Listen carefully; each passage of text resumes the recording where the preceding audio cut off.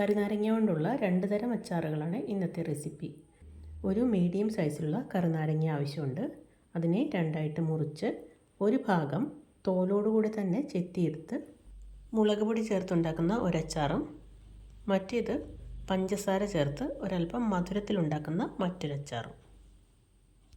ചെറുതായിട്ട് മുറിച്ച കറിനാരങ്ങയുടെ രണ്ടറ്റവും ചെത്തി മാറ്റിയ ശേഷം നീളത്തിൽ മുറിച്ച് അതിൻ്റെ കുരുവെല്ലാം മാറ്റി ആവശ്യമില്ലാത്ത ഭാഗങ്ങളെല്ലാം കളഞ്ഞ് ചെറിയ പീസുകളായിട്ട് അരിഞ്ഞു വയ്ക്കാം.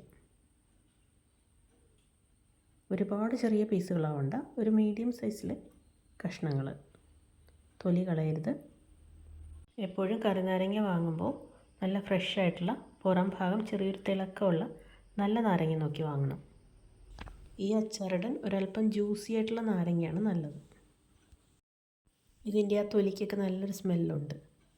അത് കറക്റ്റായിട്ട് കിട്ടണമെങ്കിൽ അല്പം പഴുത്ത ഫ്രഷ് ആയിട്ടുള്ള നാരങ്ങ ആയിരിക്കണം.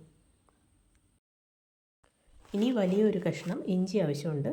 അത് ഇതേപോലെ ഒരല്പം നീളത്തിൽ ചെറിയ പീസുകളായിട്ട് അരിഞ്ഞെടുക്കുക. 3 അല്ലെങ്കിൽ 4 പച്ചമുളക് കൂടെ വേണം. അരിഞ്ഞു വെച്ച ഇഞ്ചിയും പച്ചമുളകും 2 പാത്രത്തിലേക്ക് മാറ്റി വയ്ക്കാം. ഇനി ബാക്കി പകുതി നാരങ്ങ കൂടെ അരിഞ്ഞെടുത്ത് വയ്ക്കാം. അതിൻ്റെ തൊലി ആവശ്യമില്ല. ചെറുതായിട്ട് തൊലി കളഞ്ഞതിന് ശേഷം നേരത്തെ ചെയ്ത പോലെ തന്നെ അതേ വലിപ്പത്തിൽ അരിഞ്ഞെടുത്ത് വയ്ക്കാം. ഈ 2 തരം അച്ചാറുകളും ഉണ്ടാക്കിയാൽ അന്ന് തന്നെ കഴിച്ചു തീർക്കാനുള്ള അച്ചാറുകളാണ്. അപ്പോൾ അതനുസരിച്ച് നമ്മുടെ ആവശ്യത്തിനനുസരിച്ച് അളവ് കുറച്ചുണ്ടാക്കുന്നതാണ് നല്ലത്. ആദ്യം തൊലി കളഞ്ഞ് അരിഞ്ഞു വെച്ച നാരങ്ങ പീസുകൾ കൊണ്ടുള്ള അച്ചാറുണ്ടാക്കാം. അതിന് 1 ടേബിൾ സ്പൂൺ പഞ്ചസാര ചേർക്കണം. ആവശ്യത്തിനുള്ള ഉപ്പൂടെ ചേർത്ത് ഒന്ന് കൈകൊണ്ട് ഇളക്കി വയ്ക്കാം. ഇനി ഒരൽപ്പം ഇഞ്ചിയും പച്ചമുളക് അരിഞ്ഞും കൂടെ ചേർത്ത് കൊടുക്കാം. അതുകൂടെ ചേർത്ത് നന്നായിട്ട് ഇളക്കി യോജിപ്പിച്ച് മാറ്റി വെച്ചാൽ അച്ചാർ റെഡിയായി. ഇത് കഴിക്കാൻ ഒരു പ്രത്യേക രുചിയാണ്. ആ നാരങ്ങയുടെ രുചിയും പിന്നെ മുളക്, ഇഞ്ചി, പഞ്ചസാര, ഉപ്പ് ഇതെല്ലാം ചേർന്ന് നല്ലൊരു ടേസ്റ്റ്.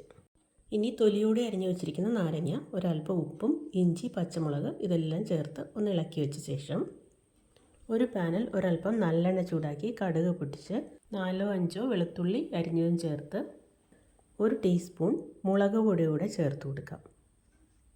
ഇനി ഒരു നുള്ള് ഉലുവപ്പൊടിയും ആവശ്യത്തിന് കായം കൂടെ ചേർത്ത് ഇളക്കി യോജിപ്പിച്ച ശേഷം അരിഞ്ഞു വെച്ച കറിനാരങ്ങയിൽ ചേർത്ത് ഇളക്കി കഴിഞ്ഞാൽ അച്ചാർ റെഡിയായി. അങ്ങനെ ഒരു നാരങ്ങ കൊണ്ട് നമുക്ക് പെട്ടെന്ന് തന്നെ തയ്യാറാക്കാൻ പറ്റുന്ന വ്യത്യസ്ത രുചികളിലുള്ള 2 തരം നാരങ്ങച്ചാറിൻ്റെ റെസിപ്പിയാണ്. അപ്പോൾ ഈ വീഡിയോ ഇഷ്ടപ്പെട്ടാൽ ഇതേപോലെ ട്രൈ ചെയ്യാത്തവരുണ്ടെങ്കിൽ ഒന്ന് ട്രൈ ചെയ്ത് നോക്കൂ. അപ്പോൾ എൻ്റെ വീഡിയോ കണ്ട് സപ്പോർട്ട് ചെയ്ത എല്ലാവർക്കും നന്ദി. മറ്റൊരു വീഡിയോ ആയിട്ട് അടുത്ത ദിവസം. Thank you.